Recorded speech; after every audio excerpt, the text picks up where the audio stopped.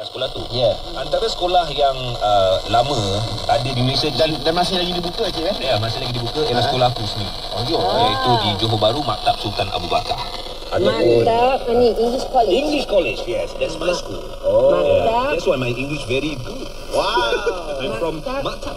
See, yang ini Sultan Abu Abu Bakar. Bakar.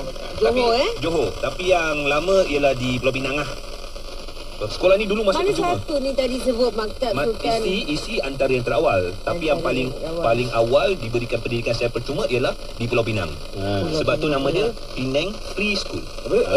Penang? Penang Free School. Yang mana yang lagi tua? Penang Free School. Penang Free School. Penang Ya. Free School. Okey, kita lock. So nak lock yang Johor ni ke yang Penang tu? Johor nombor 2, Penang nombor 1. Okey, saya bagi ranking ya.